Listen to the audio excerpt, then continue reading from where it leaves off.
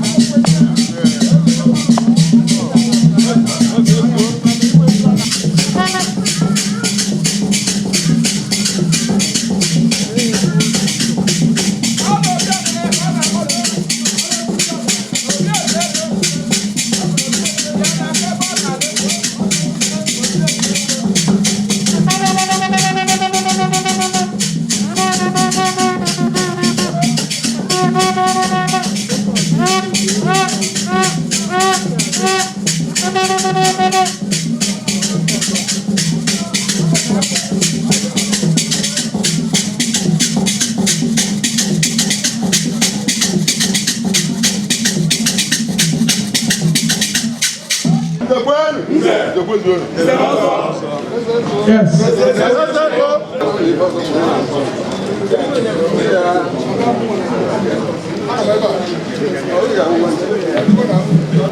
I'm from Mobile. Yeah, some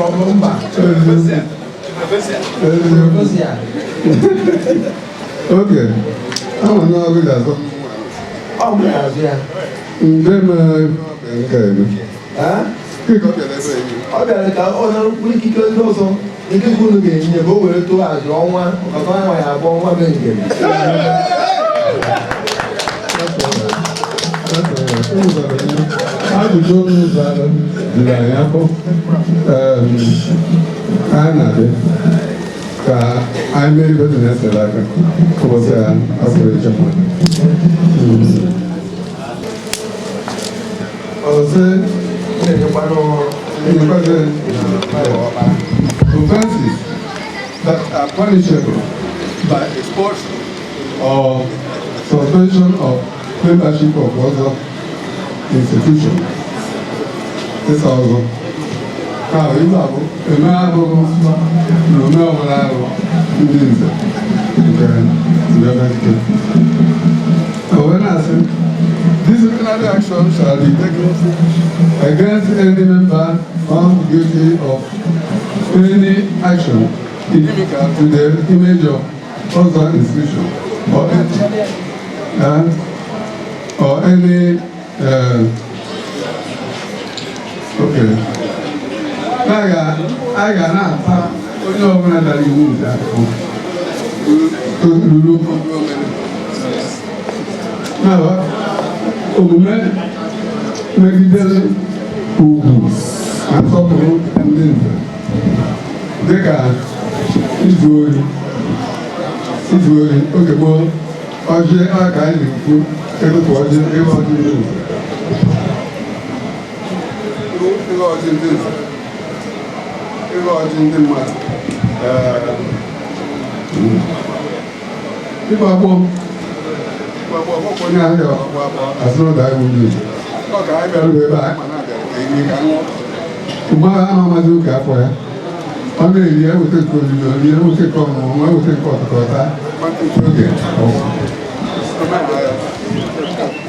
ọ dara iwu ndị nze then faịta ịnọbụ nke anyị na ebe n'oge mgbe anyị ba ọ daga iwu onye nze kwesịrị ezi disiplin then ịgba ogbu dịka na na-eri nri onyebeghị ma ọjị maka a na-eke ibebe eweta na Nigeria gara iwu ndị nze ị ga-ekpe agba dịka onye a zụrụ azụ nze na-ayọcha mmadụ echiche nụwa na-ayọcha mmadụ ọkpara onye na-akpa agwa n'etiti ndị mmadụ ka asị na onye achịrị ọzọ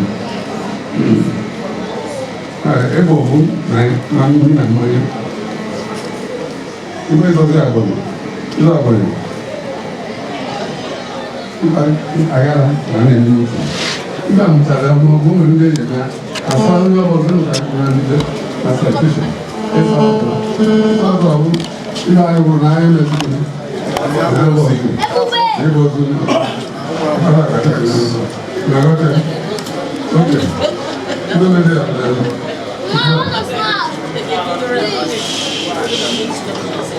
I got everybody now. Issue I will follow it.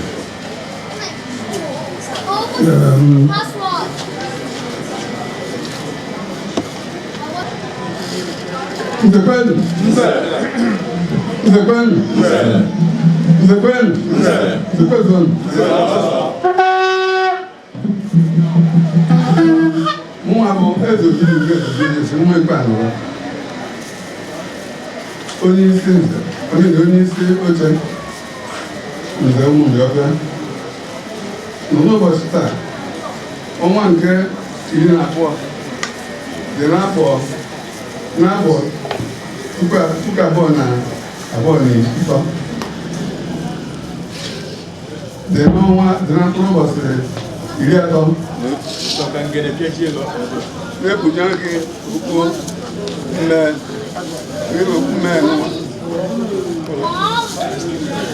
don't worry.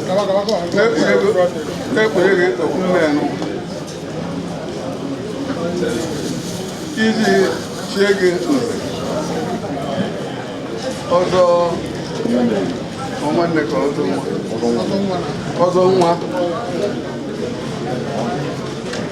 ana m eme nke a n'ihi na onye mbe gị gbara ezigbo osialị zuru oke ma doo anya were kwe nkwa na ị ga na-akpa agwa dịka ndị nze si akpa ma na-enwekwa ike idebe iwu ndị nze asọ nsọ ha nke ọma. Nzekwenu nzekwenu nzekwenu nzekwezonu ndị afịa nna nyelugo ihe nke a pụtara bụ n'itozugo ịnọnyere ndị nze n'ọgbakọ ha niile n'ihi na ọ bụ nwata kwọchaa aka usoro okenye rie nri ya bụ aka kwọchaa ọma ise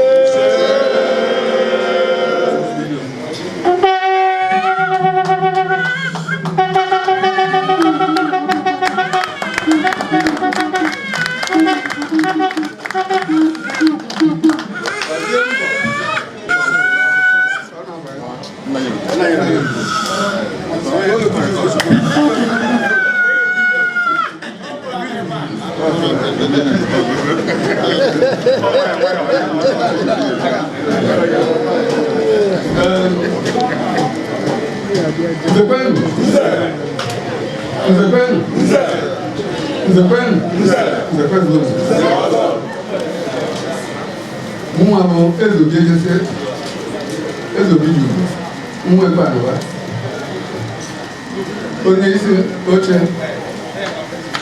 nke Igwe nọ na ụbọchị taa ọnwa nke 20 dị na 31 na-ekpunye gị okwu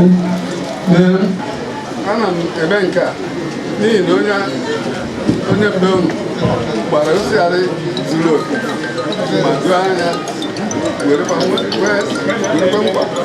na ụnụ ga-akpa agwa dịka ndị nze si ata ma nwekwa ike idobe iwu ndị nze niile ma sọ nsọ n'ihi nke anyị na-echibe unu ọzọ nakwa ebunye unu okpu nze na-etube okpu dịka ezi nwafọ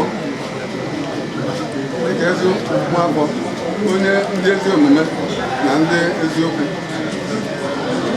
Afọ ọzọ gị bụ Akụnna ya.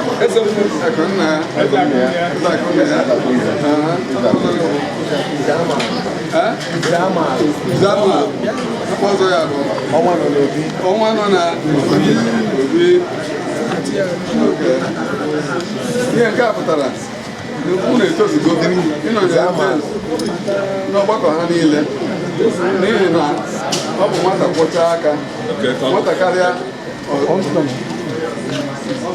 nwata kwọchaa aka usoro ọgaranya rie nri ya aka kwọchaa ọmara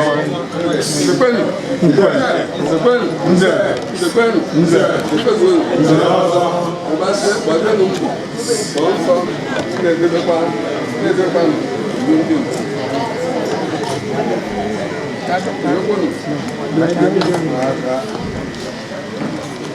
ọ ga-adịrị gị mma n'ụbọchị taa.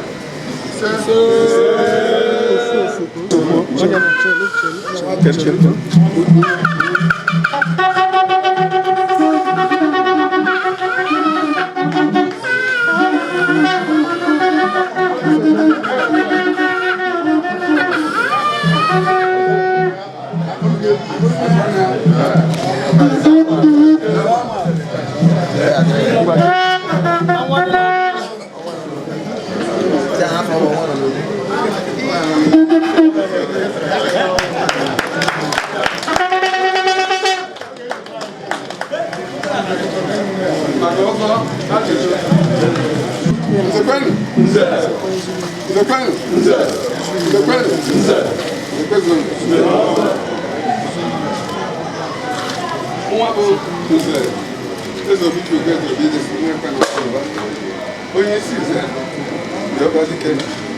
onye isi oche na Njọba Dike nọ n'ụbọchị taa ọnwa nke 20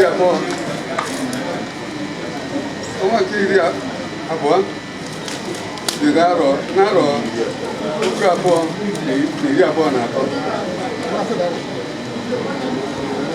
na-echibe gị site na nkwado ndị nze na ọzọ niile nọ ebe a na ndị nọ n'ụzọ ije na-echibe gị ọzọ Ajilija. Ana m eme nke a n'ihi na onye mbe gị gbara osighari nzuzo ma doo anya were kwe nkwa na ị ga na-akpa agwa dịka ndị nze na-ekwekwa nkwa na ị ga-edebe iwu ndị nze sọkwa nsọ ha niile. Ibe nke a pụtara bụ na-asị na nwata n'oge onye na-anụ gị onye mụrụ gị ajụba ya onye na-anụ gị. Ọ bụrụ na ọnọdụ mmemme ndị ụka a ga-akpọ mmemme gị niile echi dike tupu echibe gị ụkọchukwu. N'ihi nke a, anyị na-echibe gị ọzọ dịka ezinafọ, onye ezi omume na onye eziokwu. Mmụọ gị ọnụ anụghị mbụ.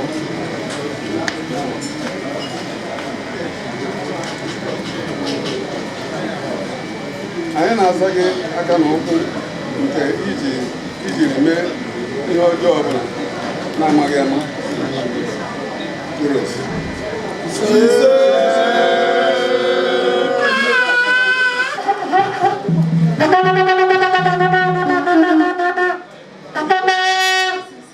Idota akaba, ị ga-abụ onye ome ihe ọma na onye udo na onye eziokwu.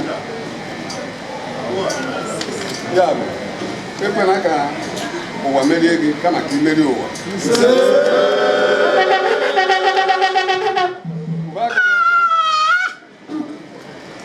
Ụba aka gị ọtọ mgbe niile, ejekwana iruju azụ. Ịkpata ya emenye ndị dịka mma. Ụba aka gị ọtọ mgbe n'ebe ezi omume ka ụwa rube gị isi.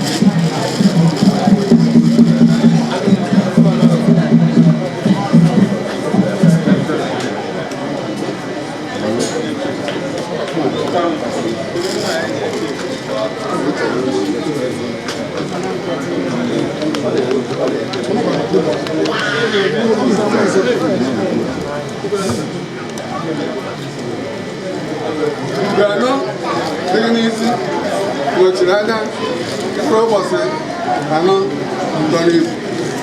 Ọgedagedere ya gara onwe chọọchị na-emere mmadụ na-emere isi. Onye kpọrọ obere eze izete wọwuo ya.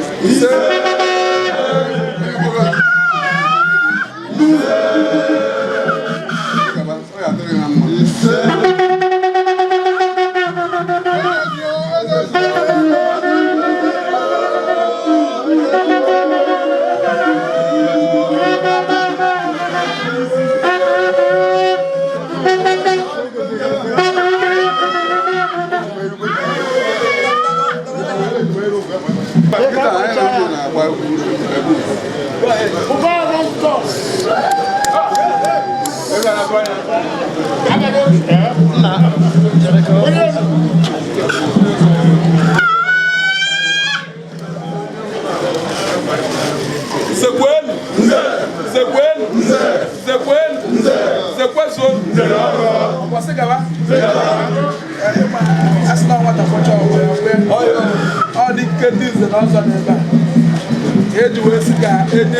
Ajilija Ezuo ike a ka onye ji na-achụ aja nkwụ wee kwụsị ike n'ịga n'ihu na-erute nze dịka isi nze ọgwụ bido taa wee gawa ruo mgbe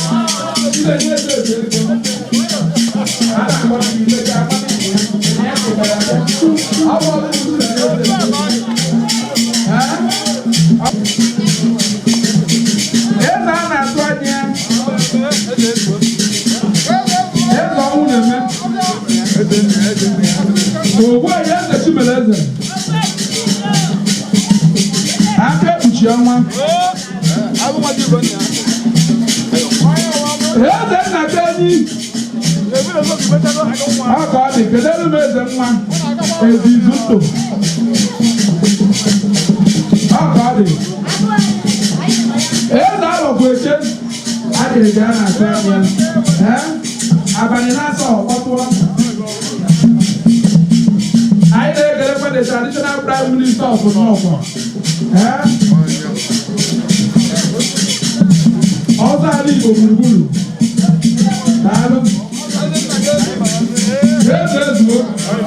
There's a beautiful Ezuo.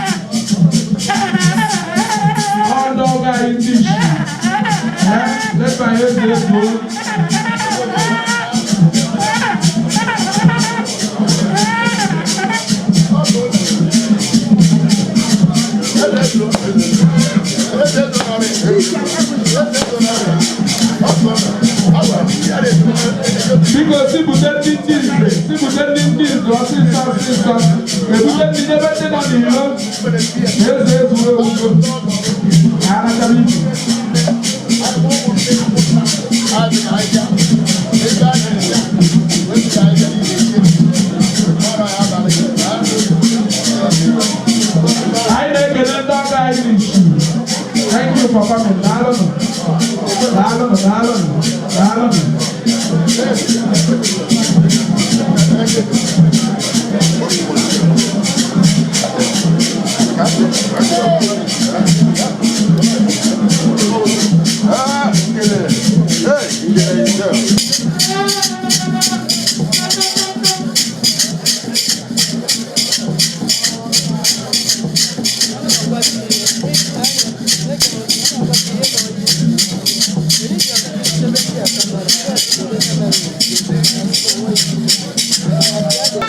All right, I'm taking some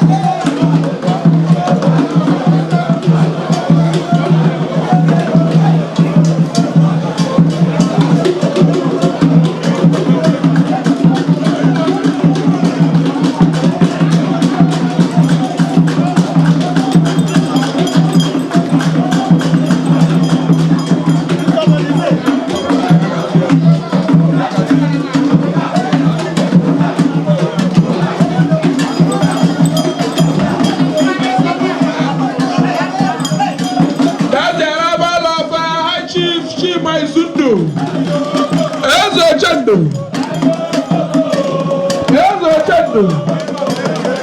Ezuo Chendo nọ nna doro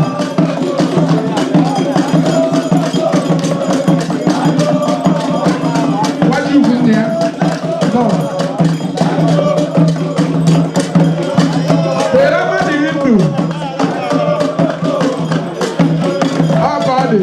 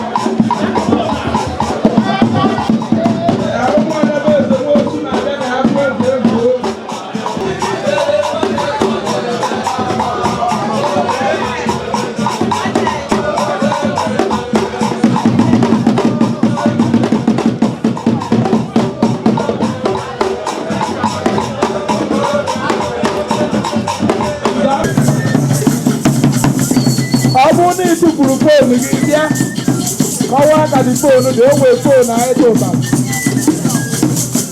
ọ bụrụ na foonu gị dapụrụ adapụ cheki ya mgbe